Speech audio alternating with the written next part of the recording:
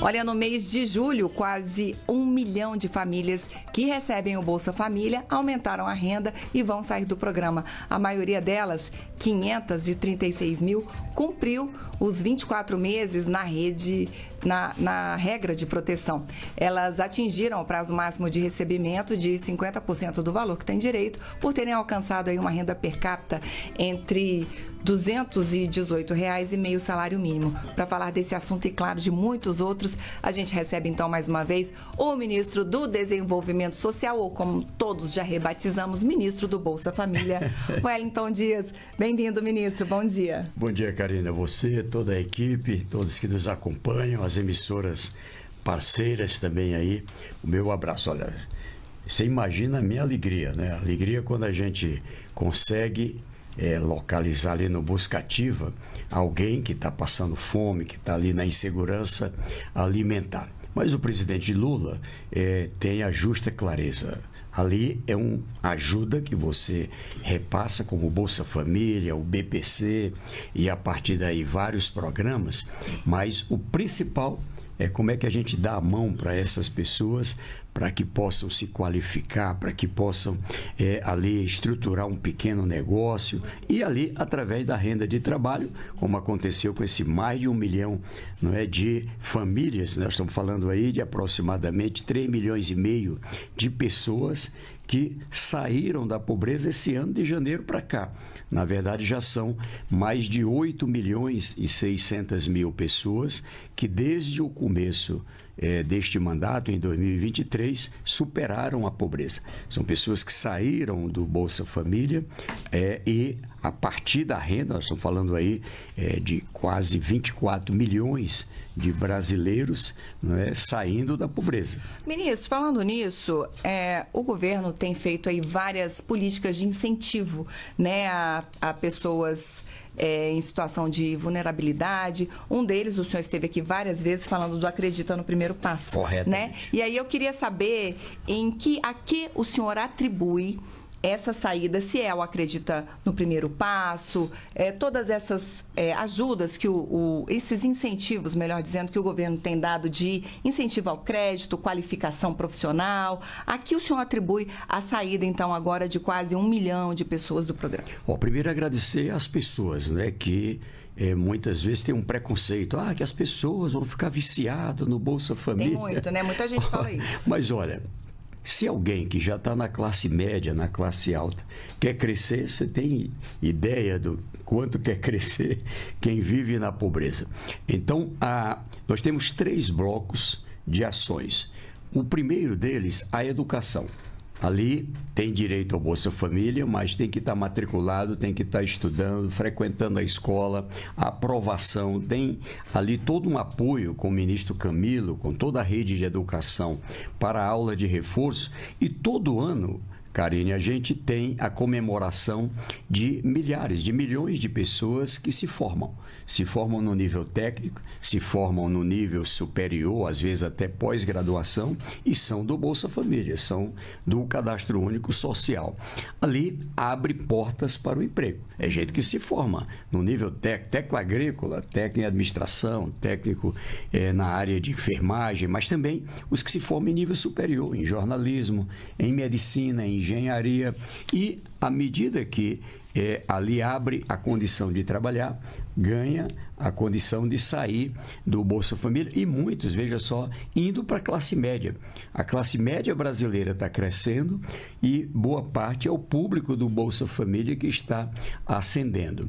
O outro é uma parceria que fazemos com municípios, estados e o setor privado, onde qualificamos juntos para vagas de emprego. Está tendo vaga de emprego na construção civil, no comércio, na indústria, na área da agropecuária, enfim, nos serviços, no turismo, e ali fazemos uma qualificação. Um exemplo, eu estive agora recentemente no Rio de Janeiro, a Petrobras está fazendo um mega investimento em todo o Brasil, e ali 35 profissões que ele precisa contratar.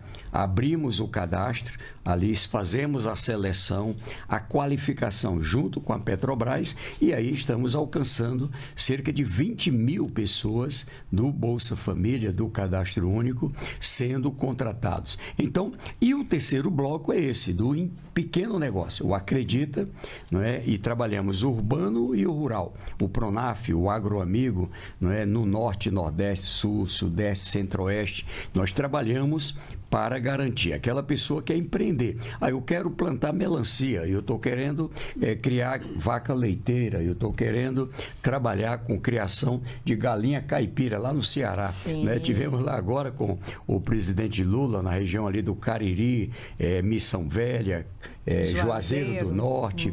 E ali, aquela obra gera 4 mil empregos.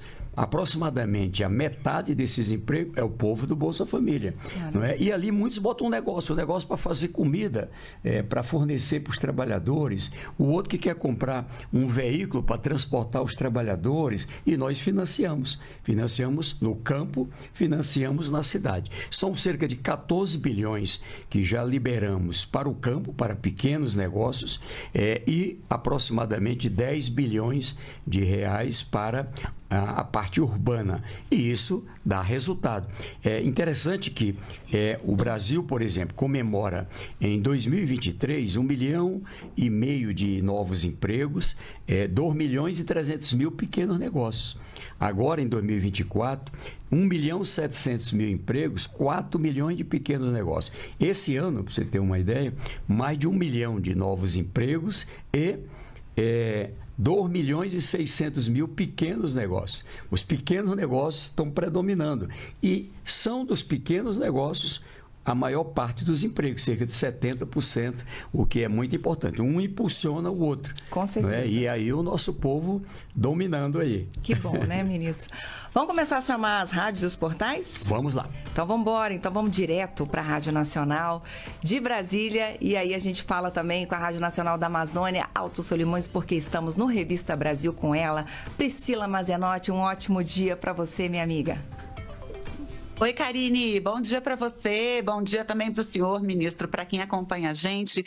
Ministro, eu queria que o senhor falasse um pouquinho sobre um outro assunto, que é a questão dos alimentos, né, da inflação dos alimentos.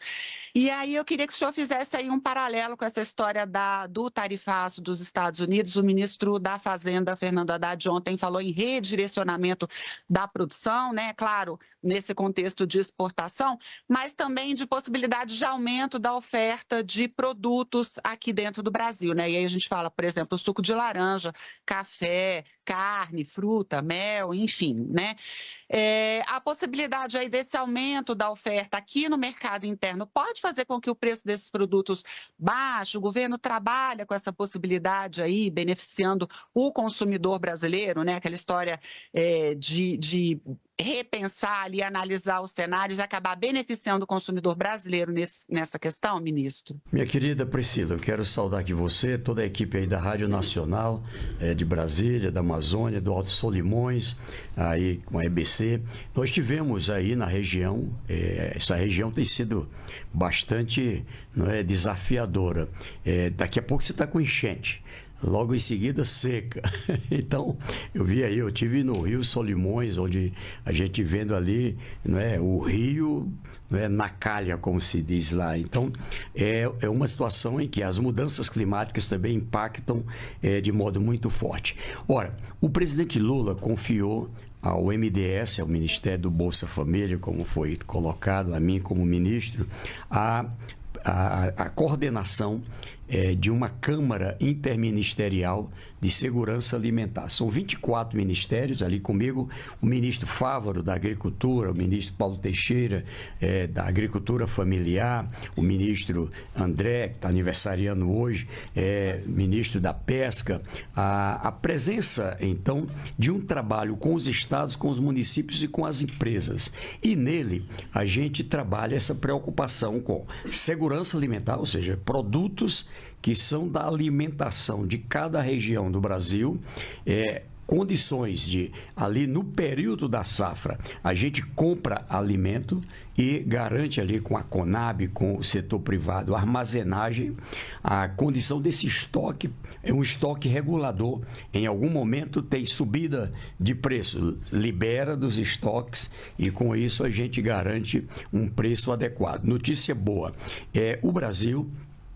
o ano passado a gente viveu uma subida, uma elevação nos preços e esse ano a gente conseguiu um resultado com maior eficiência. Então os preços, inclusive esse mês agora, a inflação de alimento teve um dado negativo, ela teve redução, não é, nos preços. E isso é muito importante porque com aumento da produtividade, o Plano Safra, a gente ali financia com um subsídio para poder garantir a condição dessa alimentação. O Brasil substituindo importação, produtos como trigo e outros que a gente ainda importa, que tal ampliar a produção? Ampliamos produção de arroz, ampliamos produção de frutas, de verduras. Então, isso tudo dá um impacto no custo do alimento, ou seja, poder a dona de casa, poder qualquer pessoa ter condição de comprar alimento saudável, alimento fresco ali.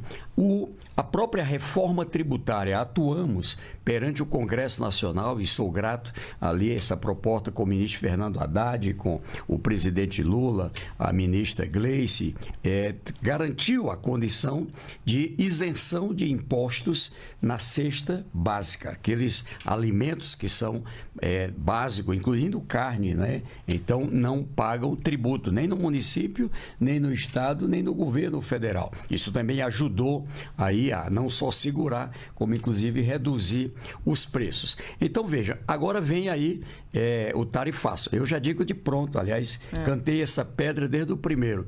Tenha um ataque especulativo com esperteza, ganância, onde pessoas querem ganhar na variação do dólar. Ontem eu vi que o Supremo abriu uma investigação sobre isso e eu estou denunciando isso desde o primeiro momento, né? Não sou economista, mas sou um estudioso da área pelo meu lado bancário. E o Congresso americano, inclusive, abriu também uma investigação onde o presidente dos Estados Unidos anuncia uma tarifa para um país, os espertos são avisados, vão antes lá, compram moeda, né, o real estava 5,44 para cada $1. Eles vão lá e compram 5,44. Aí ele anuncia o tarifaço, a variação vai para 5,70. O cara ganha 5% ali num dia. Comprou 100 bilhões, que esse bicho é tudo cheio de dinheiro, compra 100 bilhões, não é, de reais, e aí vende por 5,70. Comprou a 5,44, ganha 5%, ganha 5 bilhões ali em 3 dias. Então, esse ponto eu acho que tem que investigar, porque é crime. Mas o senhor acha, ministro, como a Priscila está perguntando, que a gente pode ter uma inflação menor aqui em decorrência da oferta, se o tarifaço se cumprir? Vai ter muita oferta no Brasil, por exemplo, suco de laranja, café. Esses preços podem cair, não é o desejável, claro, porque os produtores todos fizeram, né, um plano para exportar, mas se isso ficar no Brasil, o senhor acredita que possa acontecer? Sim, mas veja só, primeiro, assim como a gente quer proteger o consumidor, nessa tarefa temos que proteger o produtor. Não é? Por quê? Porque senão desestimula a produção. Então, neste caso, eu digo que nós vamos ter um equilíbrio. Pode ter alguma influência momentânea, mas nós queremos redução dos preços por competitividade, por uma capacidade de mais produção numa mesma área, por um financiamento com juros mais baixos. Isso aqui é que é o ganho que queremos alcançar. E aos produtores, nós estamos trabalhando com a Apex, né, o presidente Jorge Viana, junto com o ministro Geraldo Alckmin, né, na busca de alternativas de mercado. Vou lhe dar um exemplo agora. Produtores do mel, produtores da fruta, produtores de vários outros produtos da carne, estamos trabalhando para ver alternativas de mercado. Qual é uma coisa boa? Os produtos do Brasil são produtos que o mundo precisa. É comida. né? Ou seja, é ferro, enfim. Então, com certeza, o Brasil tem uma política histórica de muitos anos com os Estados Unidos de compra e venda. Inclusive, o Brasil termina comprando mais até do que o que vende. Não tem um ganho no balanço de pagamentos. Mas é importante porque quando a gente compra e a gente vende, isso cria uma relação de mão dupla que é favorável ao comércio. Então, o que o presidente Trump está fazendo não tem nada a ver com medida econômica, comercial. Na verdade, são ataques especulativos fora do contexto. Por isso que eu acho que tem que ter, na minha visão, uma investigação internacional. Inclusive, acho que os países atacados devem se proteger nessa direção. E, é claro, mantendo a diplomacia brasileira, o diálogo para ver se para essa doideira aí, a gente tem aí a condição de uma conformação. Da nossa parte, todo o trabalho para garantir preço adequado de alimentos ao consumidor e também ao produtor. Quando tem a safra, ali está colhendo, ali tem grande produção, baixa os preços. E a gente também compra por um preço adequado aos produtores, por isso que fazemos o estoque para proteger. O produtor tem que ganhar o dele, o consumidor tem que comprar a um preço mais baixo. É essa a nossa missão. Muito trabalho aí para o governo brasileiro até o dia 31. Vamos ver o que vai acontecer aí ao fim e ao cabo nessa situação. Ministro, vamos seguir, vamos embora para o Rio de Janeiro, vamos lá para a Rádio Lula FM, Joyce Hurtado. Eu ia falar Furtado, Joyce. Joyce Hurtado está com a gente. Oi, Joyce, bom dia para você, bem-vinda, minha querida. Bom dia a todos os meus colegas, bom dia, ministro, obrigada pela disponibilidade. Bom, a minha pergunta é sobre empreendedorismo preto, né? Eu, como mulher preta, jornalista preta, gostaria de saber um pouquinho mais. Ministro, o Brasil é um dos 5 países que mais empreendem no mundo, né? 34% da nossa população é feita de mulheres que empreendem, grande parte delas dentro da periferia. Eu gostaria de saber do senhor como programas, o senhor citou o Acredita no Primeiro Passo, mas eu queria focar mais no Elas Empreendem e no Desenrola Pequenos Negócios, que são focados para mulheres pretas. Como essa guerra tarifária ou tarifário poderiam afetar programas como este? Ô Joyce, primeiro um prazer aí saudar você, todos aí da Rádio Lula FM, aí do Rio de Janeiro. Olha, primeiro, notícia boa, 67% de todos os empreendimentos que financiamos, estamos trabalhando, primeiro são mulheres, né? Primeiro ponto, tá? Com a ministra Márcia Lopes, mas antes também a gente já vinha trabalhando, a ministra Cida, a ministra Aniele, com as entidades, eu sou grato às entidades, Joyce, são muito importantes, aí no Rio de Janeiro e em cada canto. Mulheres 1000, não é?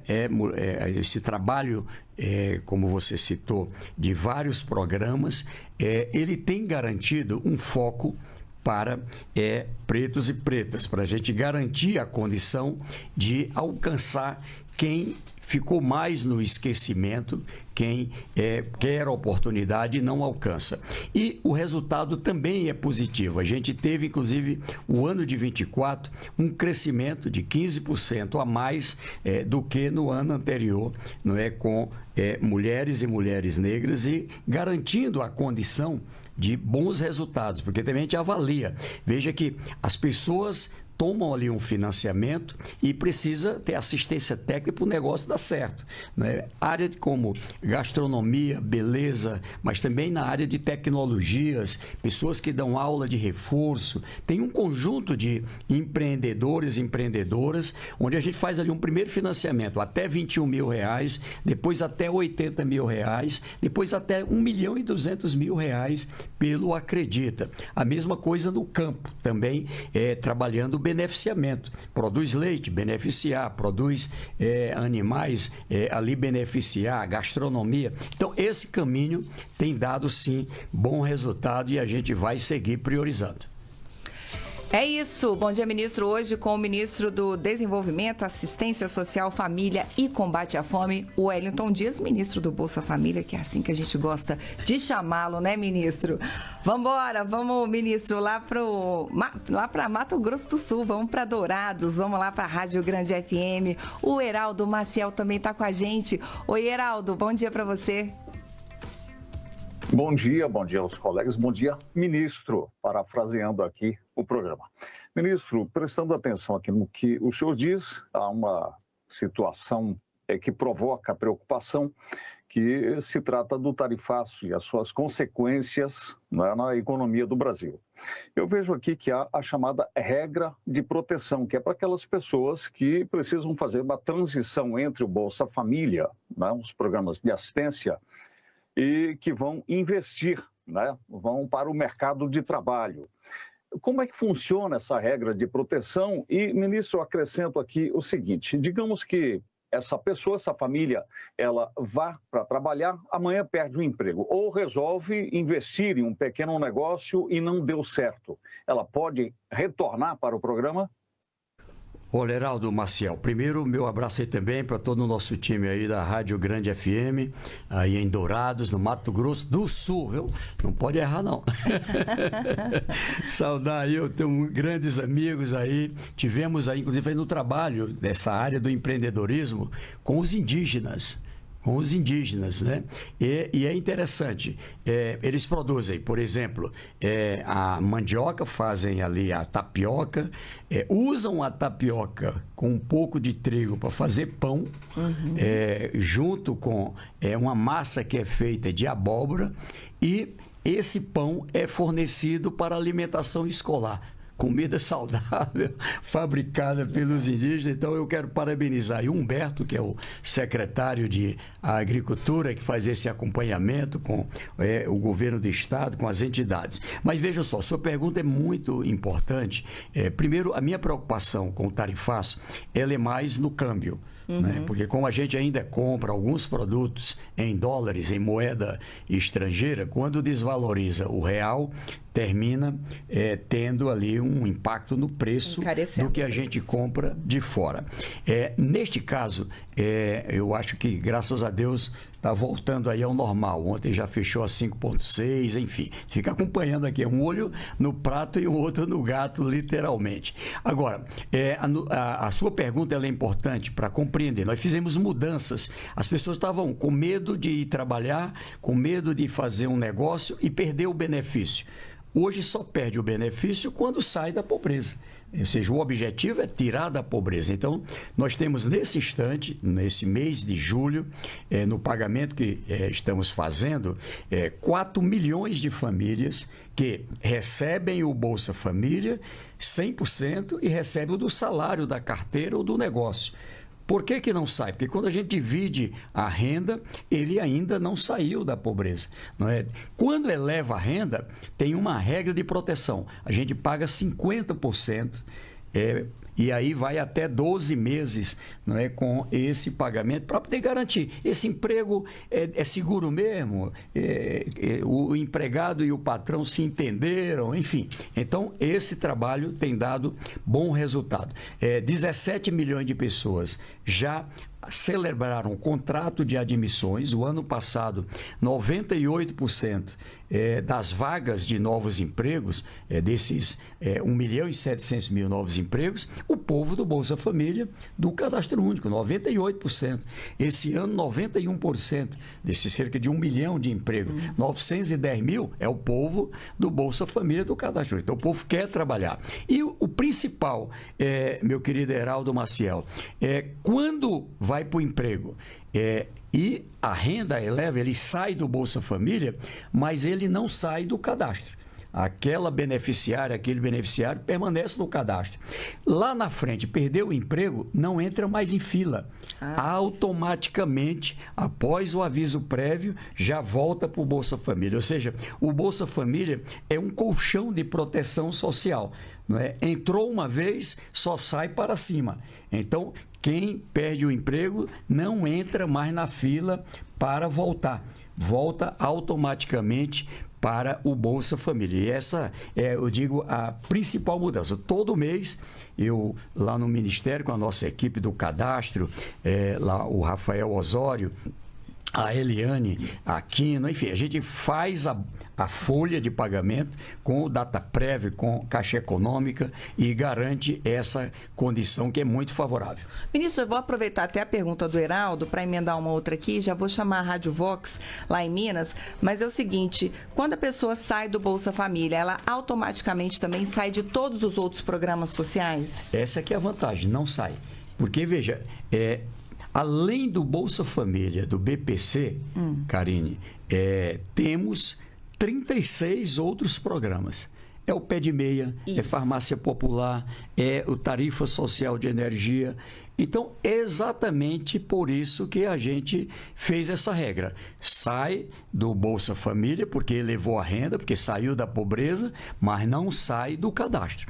É exatamente para garantir que continuar nos outros. É o que o presidente Lula chama de dignidade. Ela vai, por exemplo, para o Minha Casa Minha Vida, tem prioridade na casa, no apartamento, não é? E não paga, tá certo? Recebe ali o documento da casa e a chave da casa.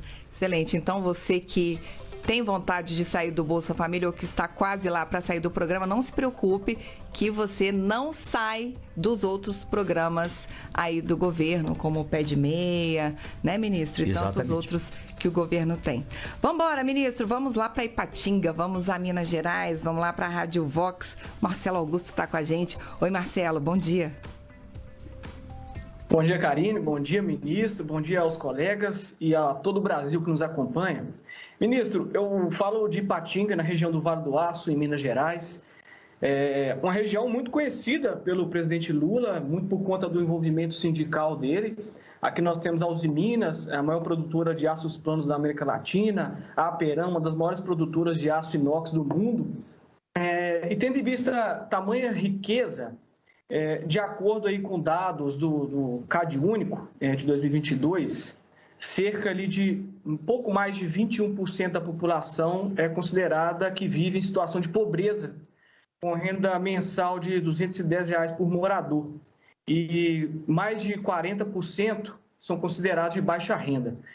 E eu queria saber do senhor como que o Ministério planeja trabalhar com os governos estaduais e municipais, em especial a região aqui do Vale do Aço, para implementar programas sociais eficazes com foco em reduzir essa pobreza extrema e aumentar a qualidade de vida das comunidades mais carentes aqui. Obrigado. Meu querido Marcelo Augusto, primeiro meu abraço aí para você, todo o nosso querido povo de Ipatinga, nosso povo mineiro, e agradecer aí para todo o Brasil, o Sistema Único da Assistência Social, o Sistema Único de Segurança Alimentar, o povo do Cadastro Único, que são ferramentas extraordinárias, que hoje nos permite trabalhar de braços dados com a saúde, com a educação, o emprego, essa área da própria segurança, do empreendedorismo, ou seja, e dando bons resultados aí a todo o time da Rádio Vox. Veja só, Ipatinga é uma região que a gente já tem importantes conquistas. Como você disse, nós estamos comemorando no Brasil a redução da miséria e a redução da pobreza e o crescimento da classe média. O Brasil é a 10ª potência econômica do mundo. Éramos a 12ª, melhoramos, caímos já para entre os 10, aliás, subimos, para entre os 10 maiores economias do mundo. É por isso que o Brasil participa do G20, os 20 maiores do mundo. E veja, dentro desse trabalho, o presidente Lula, pela sua experiência de vida, ele diz: pobreza não é só comida e não é só dinheiro. De um lado, a gente tem que superar a fome, pessoas que não tomam café, não tomou café hoje, não tem o do almoço, não tem a janta, então a gente tem que dar a mão aqui para que essa pessoa possa ter a alimentação. Aí é o Bolsa Família, é a Cozinha Solidária, o PA, o Programa de Aquisição de Alimento, a alimentação escolar, que é fundamental, e com compras governamentais, comprando dos pequenos agricultores, que estimula produção. Pois bem, o fato é que numa região como Ipatinga, a gente está com 21%, né, como foi dito, no padrão abaixo da linha da pobreza, como se diz, que é o povo que entra no Bolsa Família. São 3,7 milhões de famílias cadastradas. Nós temos 8,7 milhões, né, que estão aí de pessoas no cadastro único. E aí, nós estamos repassando, por exemplo, para Minas Gerais, 12 bilhões de reais só do Bolsa Família este ano, mas a gente repassa também recursos do BPC, né? Ou seja, garantindo ali o dinheiro chegar para quem mais precisa. Tinha muita fraude, a gente combateu fraude também, infelizmente tinha essa parte, para ter um cadastro eficiente, para tirar da fome, chegar verdadeiramente a quem precisa com esse dinheiro que circula na economia e complemento em alimentação. Agora, também é preciso ali dar a mão para que as pessoas possam ter dignidade. Então, tem moradia? Não, Minha Casa Minha Vida. Onde mora tem energia? Não, luz para todos. Tem água? Água para todos. A casa não tem banheiro? A casa precisa de mais um quarto? Há necessidade de uma ponte, tirar do isolamento, um apoio para um negócio, um apoio para a produção. Então, são 36 programas que nós trabalhamos. Tem a pessoa com diabetes, com problema de pressão alta, tem que comprar remédio, é caro. Farmácia popular, o remédio gratuito, o remédio com um desconto muito grande. Agora, o Luz do Povo, Luz para Todos também, com a tarifa social de energia. Então, esse trabalho, ele garante uma condição de que essas pessoas tenham a cabeça no lugar para trabalhar, principalmente. É o contrário do que dizem. A pessoa, quando passa fome, imagina um pai, uma mãe que não consegue botar comida na mesa da sua casa, não é? Então, ela sai pedindo, ela sai... Ou seja, a cabeça dela é resolver a comida. Quando resolve o da alimentação, ela vai atrás de trabalho, vai atrás de emprego. É exatamente o contrário do que dizem. Então, Minas Gerais é um estado com o qual trabalhamos fortemente com os municípios, com as entidades sociais, garantindo chegar aonde ainda não chegamos. E, é claro, quero aí ter o prazer dessa região de Ipatinga, tirar proveito de uma região industrial, uma região com comércio forte, uma região de grande produção. Como é que a gente abre condição de abrir espaço para esse povo do Bolsa Família, do Cadastro Único, para o emprego ou para um pequeno negócio? E está dando resultado também. Ministro, de Minas, a gente vai ao Amazonas, vamos a Manaus, vamos lá para o Portal A Crítica. Lucas Mota está com a gente também pela primeira vez aqui no Bom Dia, Ministro. Oi, Lucas, bem-vindo, bom dia para você. Olá, Karine, muito obrigado, bom dia para você, bom dia, ministro, bom dia também aos colegas. Ministro, agora há pouco o senhor falou sobre a questão alimentar e eu quero voltar nesse assunto aqui que é muito importante. Falando aqui do Amazonas, a gente teve 2024 com aproximadamente 48 mil agricultores familiares e pequenos produtores assistidos, pelo menos ali pelo estado, mais de 33 mil hectares de produção e uma movimentação de mais de 1,5 milhão na venda desse tipo de produto, desse tipo de alimento. É claro que, além disso, a gente também tem as maiores distâncias do país aqui, uma logística que prejudica muito quem quer crescer e quem quer fazer dessa uma ponte para sair da linha da pobreza e também para ajudar no combate e também numa missão do governo, que é tirar o Brasil do mapa da fome mais uma vez. O senhor acredita que, para esse cenário, ainda se precisa de políticas públicas mais específicas para o caso do Amazonas? E também como é que o governo tem visto essa situação para ampliar ações como já acontecem hoje no caso da aquisição de alimentos? Obrigado. Meu querido Lucas Mota, um abraço a você aí, todo o time aí do Portal A Crítica, de Manaus, todo o povo de Manaus e aí do Amazonas. Estive aí agora, bem recentemente, dentro dessa linha que você acabou de colocar, ali numa parceria com parte da bancada federal. Eu destaco aqui o senador Eduardo Braga, o senador Omar Aziz, ali o deputado Ricardo, o prefeito de Manaus esteve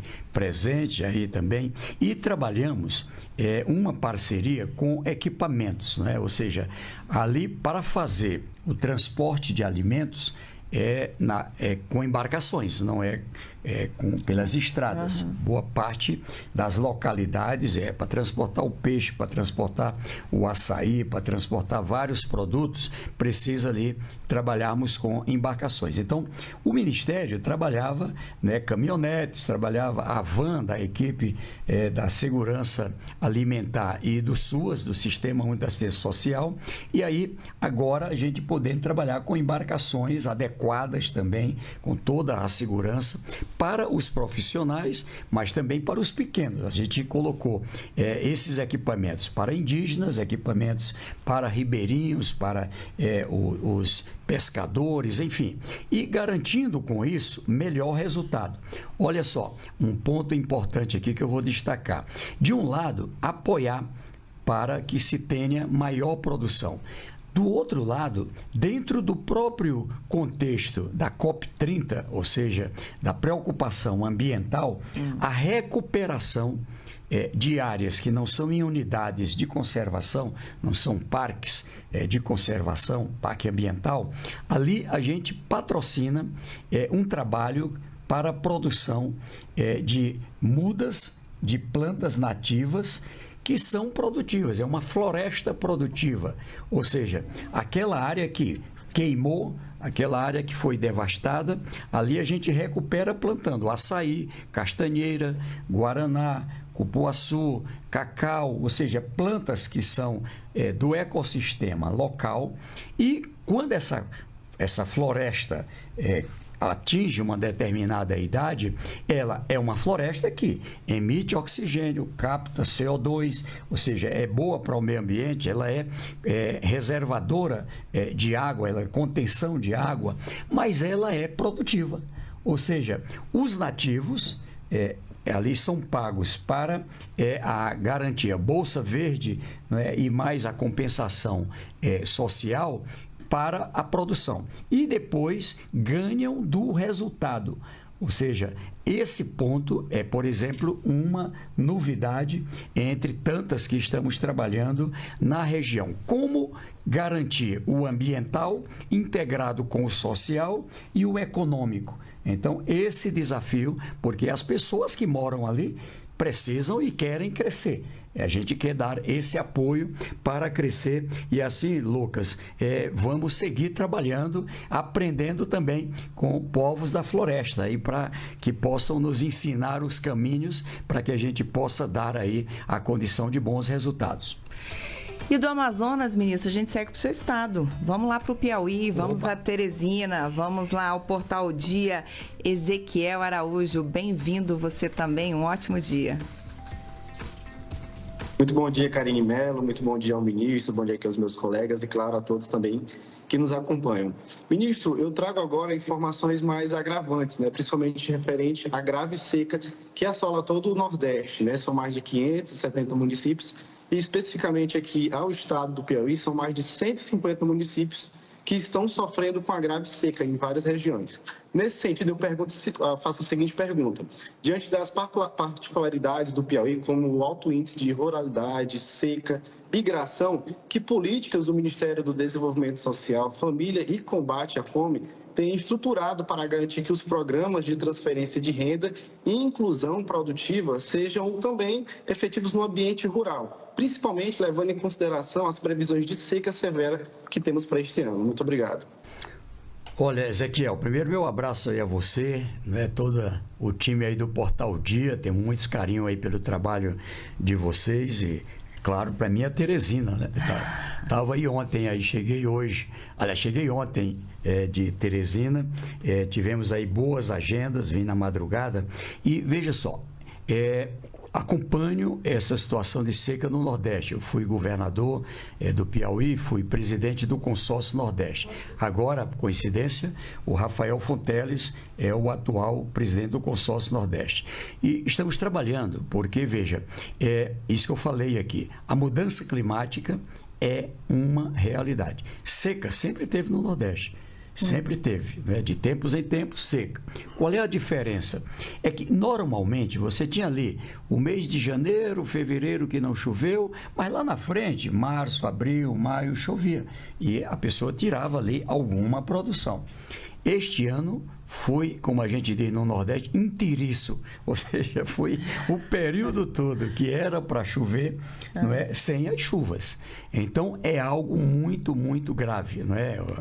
A minha mãe mora na região ali do semiárido, da Caatinga, região de Oeiras, São Miguel do Fidalgo, Paz Landim, e ela esteve comigo esses dias me dizendo, né, que inclusive a Lagoa do Fidalgo lá secou, não é? É uma realidade de várias regiões.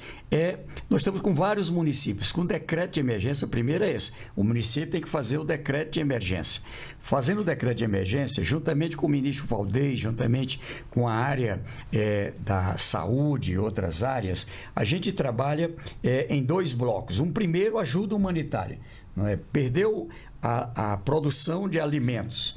Então, veja, ao produzir, a gente tem que se preparar com a Conab para esse abastecimento. As pessoas dessa região têm a tradição de produzir o feijão, o milho, o arroz, o maxixe, a abóbora, enfim, para o seu consumo. Quando perde, isso precisa de socorro.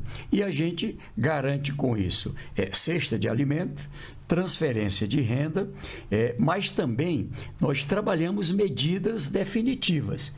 Como conviver com o semiárido? Ou seja, e que tal se trabalhar a região? É possível um poço tubular, uma adutora, agora mesmo vamos estar lançando a adutora da região de Jaicós e de outras, Jacobina, outras regiões, né, que são atingidas pela seca, garantir que tenha cisterna, né? No período que chove, coleta água de chuva. E o cisternão, que é um sistema em que você coleta uma quantidade maior de água e ela é utilizada para irrigação. Choveu, água de chuva. Não choveu, irrigação. Eu estive agora, há poucos dias, entregando na região com a Codevasf, com o Ministério da Agricultura, colmeia. A abelha convive bem com o semiárido. Caprino, ovino, convive bem com o semiárido. Então, há plantas, há animais que convivem bem com o semiárido. E kits de irrigação, trator para equipamentos agrícolas para melhorar o resultado. Então, e, é claro, garantir que com isso a gente tenha segurança hídrica combinada com segurança alimentar. Então, eu sou autor, inclusive, do Programa Brasileiro de Convivência com o Semiárido. Aprendi com a articulação do semiárido, que é um rol de muitas entidades, e, inclusive, essa experiência estamos levando para o Rio Grande do Sul, onde tem problema de seca, Amazonas, toda a Amazônia, não é problema de seca. Lá nós estamos trabalhando um modelo que é um sistema de tecnologia social que faz a captação dos córregos ou de poço tubular e, a partir dali, faz o tratamento para garantir água. Eu tive a oportunidade de estar lá no Pará, lá no Amazonas, lá em Rondônia, no Acre, Roraima, aprendendo com os nativos, no Amapá. E é interessante, a gente pensa o Amazonas, a Amazônia, a gente só não pensa em problema de água. É verdade. Então, quando você vai lá, mora na beira da lagoa, mas a água, ela baixa, fica aquele groladozão preto, fica aquela lama, não é, que é inservível para o consumo. Então, precisa ter sistemas de tratamento. Tivemos agora no arquipélago de Marajó, e aí, veja só, são 7.000 sistemas que o MDS, nesse modelo de tecnologia social, já trabalhou na Amazônia. Aproximadamente 56.000 não é, para a região Nordeste. Então, nós vamos estar trabalhando, sim, o programa de convivência com as mudanças climáticas, essa orientação do governo do presidente Lula, junto com a ministra Marina, com todas as áreas e para todas as regiões. E do Piauí, ministro, nós vamos ao Rio Grande do Sul, vamos lá para a Rádio Imembuí, vamos lá para Santa Maria com Diego Facchini. Oi, Diego, bom dia para você. Bom dia, Karine, bom dia, ministro. Vamos continuar um pouco ainda no tema mudanças climáticas, né? Nós aqui do Rio Grande do Sul estamos passando, né, por muitas dificuldades climáticas, vamos assim usar o termo, e com isso, muitos pequenos produtores que eram praticamente autossustentáveis já não conseguem produzir tudo na sua área. Dessa forma, né, o custo familiar acaba aumentando e a renda, consequentemente, diminuindo. E o governo já tem um plano para ajudar especificamente essas pessoas? Meu querido Diego Facchini, primeiro meu abraço a você, todo o nosso povo aí da Rádio Imembuí. Imembuí, todo o povo aí de Santa Maria, do Rio Grande do Sul. Quando eu assumi lá no Ministério do Desenvolvimento Social, em janeiro de 2023, a primeira viagem que eu fiz foi para o Rio Grande do Sul. Seca. Era seca, ali era já o terceiro ano de seca em 2023. Fui na região de Bagé e outras regiões, ali o gado magricelo, né, a plantação ali toda perdida, e ali nós apoiamos com ajuda humanitária, mas ali eu fiz uma proposta nessa linha que eu acabei, Diego, de falar aqui. O Rio Grande do Sul precisa conviver com as mudanças climáticas. Ela fica numa região que é no Cone Sul, no Cone da América do Sul, recebe influência do Atlântico e do Pacífico. E ali nós estamos tendo sistemáticos problemas. Enchente, como agora, seca, como um dia desse, tá certo? Ou seja, sai da enchente, vem a seca. O período que é para chover, não chove. E outro período chove demais. Então, é uma situação realmente dramática.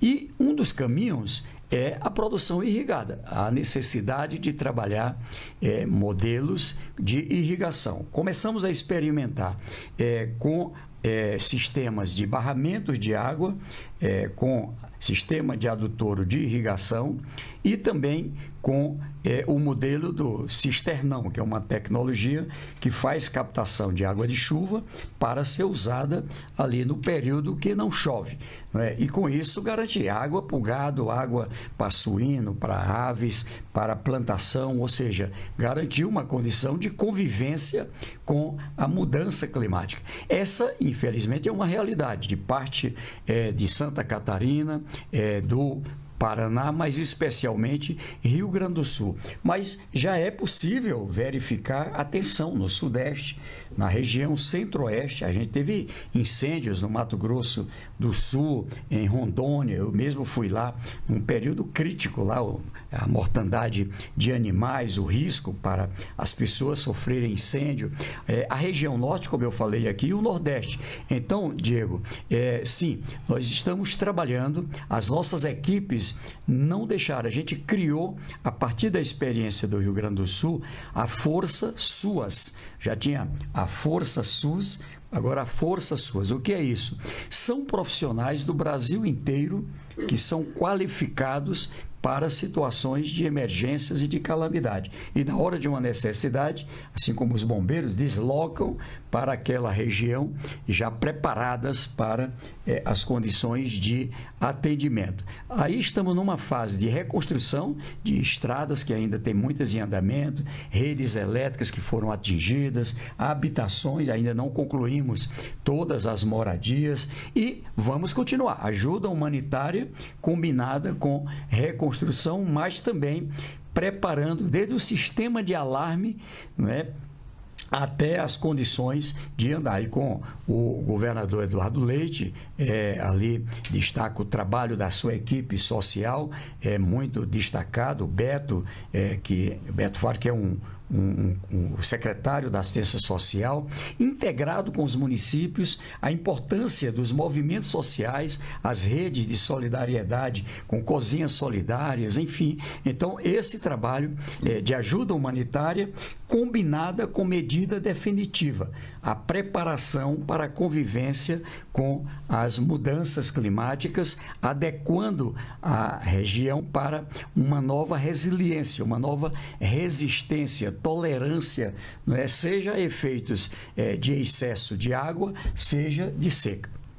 Ministro, vamos fechar o nosso giro com as rádios lá com Aracaju, Sergipe. Vamos lá para a rádio A8SE, a Jéssica Cruz está com a... Portal, não é rádio. A8SE estão pela primeira vez aqui com a gente. Jéssica Cruz, bem-vinda. Um bom dia para você, querida.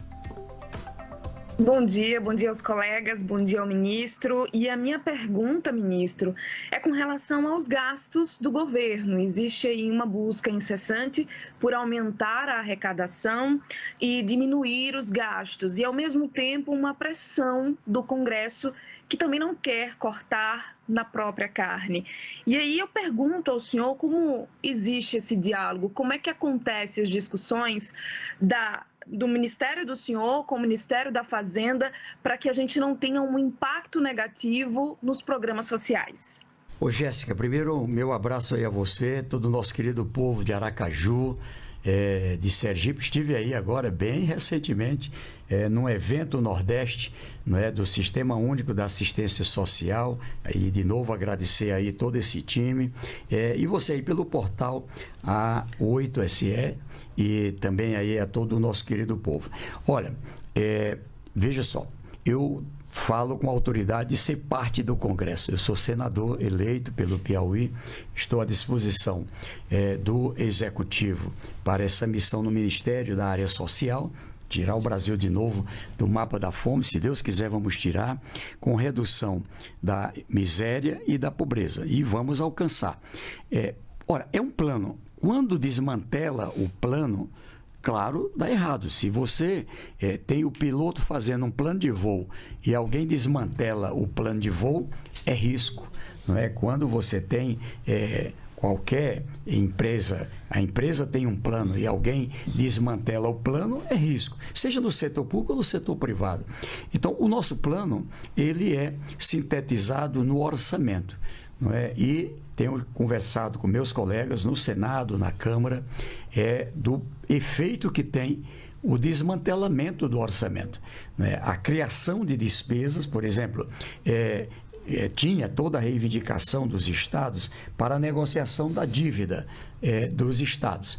Agora, essa dívida, para ter o acordo que teve, ela impactou em 50 bilhões as contas públicas, ou seja, dinheiro que saiu do Tesouro Nacional para socorrer os estados. Tá bom, e de onde é que vem os 50 bilhões que estava lá comprometido com o programa de aquisição de alimento, estava comprometido com a alimentação escolar, estava comprometido com o subsídio aos pequenos agricultores no Plano Safra? Tira daqui, vai faltar, vai desmantelar o plano.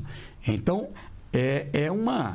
vamos dizer assim, um momento realmente que precisa ter um desfecho adequado.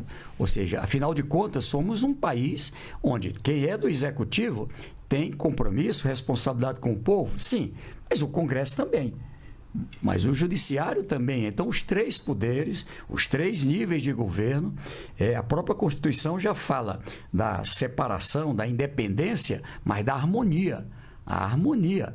Olha quando dá uma desarmonia no mundo como essa, não é, entre o presidente dos Estados Unidos adotando medida em relação ao Brasil, ou a Rússia, ou a França, ou o Canadá, ou o México, ou seja, olha o efeito que dá. Então, eu digo a você que, Jéssica, nós temos sim um grande desafio. Agora mesmo estou dialogando, a gente vai votar este ano, agora nesse segundo semestre, o orçamento para 2026 e não é razoável acontecer o que já aconteceu. No meu ministério, por exemplo, nós tivemos 1,5 bilhão subtraído de programas muito importantes. São cisternas para a Sergipe, não é, que nós estamos agora tendo que recompor para poder seguir adiante. São programas como o programa de aquisição de alimentos que abastece cozinhas solidárias. Nós visitamos aí, não é, o trabalho com as cozinhas solidárias em Aracaju e em outros municípios. O trabalho, por exemplo, para as mulheres. Tivemos com a ministra Márcia Lopes visitando com o governador, com os senadores, parlamentares federais, estaduais, enfim, com os líderes, a Casa da Mulher Brasileira em Aracaju. Então, essa obra, quando tira o dinheiro dela, ela para. Não é? E aí você tem um equipamento que a sociedade está cobrando, que é ali com dificuldade de ir adiante. Então, eu coloco que o Brasil tem que ter, sim, essa integração dos poderes, mas é preciso que a gente tenha ali o interesse maior do povo em primeiro lugar. Então vamos prosseguir dialogando. Eu espero que 2026 a gente... Vou usar uma linguagem que a minha mãe usa, viu, Érica e Jéssica? Criar juízo. Cria juízo, autoridades. Vamos cuidar do interesse maior do povo para não prejudicar o povo, para melhorar a vida do povo. É isso, ministro. Com isso a gente encerra o nosso giro de rádio. A gente está bem na retinha final já do Bom Dia, Ministro, mas queria tratar ainda de um outro assunto. O senhor estará na Etiópia, lá em Addis Abeba. No próximo dia 28 vai ter uma reunião da ONU lá que vai tratar do mapa da fome. Né? O senhor esteve aqui várias vezes. O governo federal tem a meta de tirar o Brasil do mapa da fome até 2026. Quero saber... em que pé estamos, o que a gente vai ter de novidade lá em Addis Abeba, o que o senhor pode já trazer de spoiler para a gente na questão do mapa da fome, ministro? Olha, Érica, primeiro assim, saudando aqui você, tem uma garantia, Karine, que teremos boas notícias. Boas notícias, né? A minha responsabilidade, você nem imagina o tamanho, além do Ministério do tamanho do MDS, a CAISAN, que é essa Câmara de Segurança Alimentar, o Brasil, pela confiança do mundo, quase que ao mesmo tempo, na presidência do G20, né, concluiu agora, aí lá tem o G20 social. A presidência do Mercosul, Mercosul social. A presidência dos BRICS, BRICS social. Da COP30, tem lá a COP30 social integrado com o ambiental e o econômico. E eu sou o presidente da CELAC, que é da América Latina e do Caribe, e da Aliança Global contra a Fome e a Pobreza. Então, eu coordeno, não é, um grupo que são 192 membros, países, organismos da ONU, enfim. E estou indo lá para esse evento na África, lá na Etiópia, em Addis Abeba, do Comitê de Segurança Alimentar, tratando sobre segurança alimentar no mundo. Como é que a gente abastece de alimento situações como o Haiti, situações como a Somália, Sudão, situações relacionadas com a Palestina, por exemplo, né? Enfim, a Ucrânia, várias regiões do mundo atingidas. E ali vai ter o presidente da FAO, do Fundo da Alimentação da ONU, anunciando o que o Brasil chama o novo mapa da fome. O Brasil, nós recebemos em 2022, o Brasil com 33 milhões e 100 mil pessoas. Já reduzimos 24,4 milhões que estavam na fome e saíram da fome. 85% dos que estavam na chamada insegurança alimentar severa.